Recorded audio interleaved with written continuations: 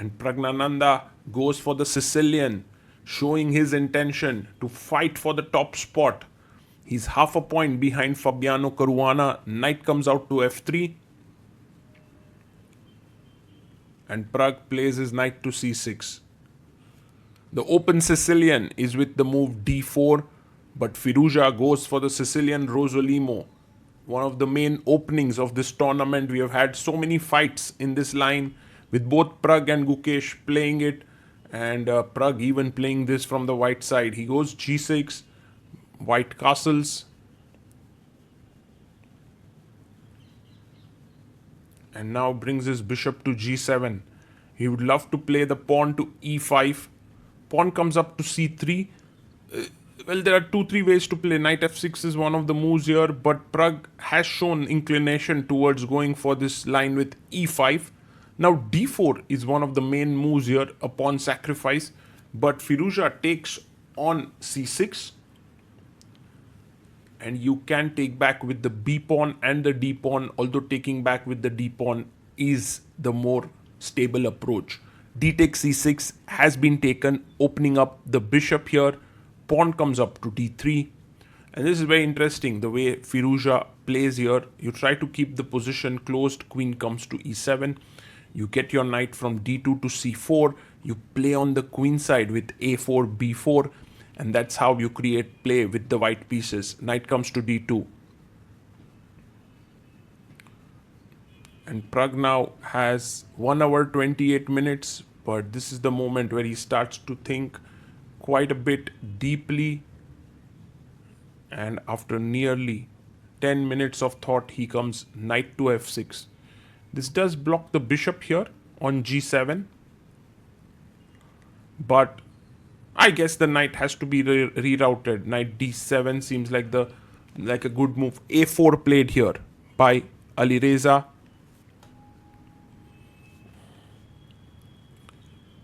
And black simply castles here.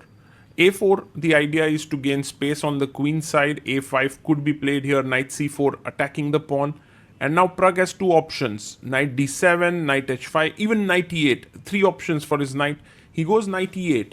This seems a bit passive, and it feels like, why is he doing this? But the knight wants to trade off with the knight on c4. Alireza stops it with bishop e3 because now knight d6, the c5 pawn would be hanging.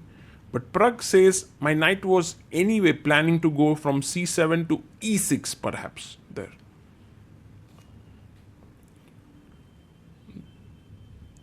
And now Firouzja plays pawn to h3, a useful move, just stopping all these ideas of bishop g4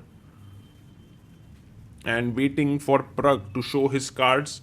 Pragg makes rook d8, a very useful move. He's very good at such moves, Praggnanandhaa. Not forcing the issue, but improving the position. Queen comes up to c2.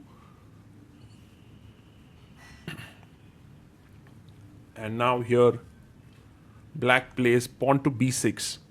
So the idea of this move is to bolster the queenside structure. And a5, you can go b5. And Firouzja now goes for a very interesting pawn sacrifice. In fact, it's not a pawn sacrifice, because after pawn takes pawn, if you take with the queen, then e5 pawn is hanging. So here, the move that Pragg finds beautiful, knight a6. Attacking the pawn here, if you play b5, I go knight b4, queen b1, c5, and black is doing quite well. That's the reason why Firouzja tries to defend this pawn with bishop d2. But now Pragg chops off the pawn. Knight takes b4. He is putting good pressure on Firouzja. Bishop takes b4. Queen takes b4. Black is already doing very well now. Now Alireza has to pick up the pawn, or else why did he give one? So knight e5, he takes it, but look at this bishop spitting fire on the long diagonal. It's just so strong. So Pragg can actually go back now to d6. It's a very, very nice move. He finds it. And very important for white to take the pawn here, attacking the rook, so that if you take here, I can take your rook. Queen d3 is the best move in this position. and the position is roundabout even, but Firouzja goes wrong. He plays d4 and he feels like he's stabilizing his knight on e5, but it's not the case. Now black has a very strong move, exactly c5. And the cool point is that after d takes c5, you don't need to take here, you can just go back, and the knight on e5 is super shaky. So rook fd1 played, maybe trying to create some play with d takes c5 and looking here. He goes bishop to b7. With this, the pawn on e4 is under pressure. D takes c5, there's queen c7 played. That can be played here.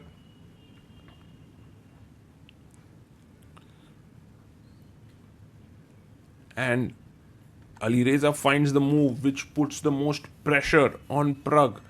a5 played. Of course, c takes d4 doesn't really help here. Rook a c8, now threatening c takes d4 with the queen being attacked. So the queen comes to b3, launching an attack on the f7 pawn. The game is now very, very intense at this point. He goes queen c7, defending the pawn, and Alireza takes a b6. Pragg takes back a b6 here. And Firouzja, look at the time on his clock. He's down to 3 minutes 30 seconds. He comes here with rook a7 with 2 minutes 35 seconds. Praggnanandhaa has 8 minutes. He takes the knight on e5. Here, knight takes e5 is the best move, but he plays d takes e5, and now c4 is just winning. c4, rook is hanging, so rook takes rook, queen c3 and b5, and look at these strong pawns. It's completely winning here. So c4, can Pragg find it? It's the best move here. He's thinking he has 6 minutes to figure this out. No, he takes on d1, which is a mistake. And Firouzja takes back, queen takes d1. And now the point is, Pragg goes c4, but queen d6 is a very strong move. Take, and when you go c2, I have d7. Otherwise, if bishop e4, I have somehow rook e7 and I'm able to hold this. But instead, Firouzja blunders with queen a4. He doesn't find queen d6. He goes queen a4 and he misses a key point here, which is that black can now push the pawn down the board to c3. So very important moment now. c3 can be played. He finds it. Pawn to c3. And you have to stop this pawn from queening. Maybe there's knight e1. He goes knight d4, which is more active in general, but it's not a good move because now rook d8 is just game over.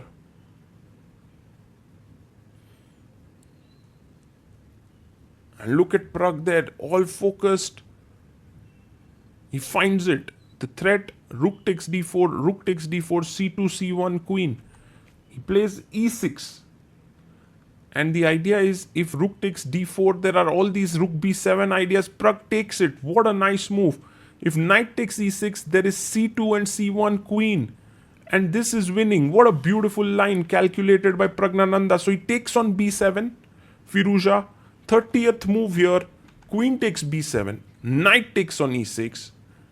He's attacking the rook, but there are so many moves that win. In just rook c8 is also winning. But Pragg, I think, finds the most accurate move. Queen d7, offering a queen trade. No way to win the knight. Knight is attacked here. Even threatening queen d1 check. And this is all over. Firouzja is lost. And Pragg, as always, opens his bottle of water and drinks it and wins the game.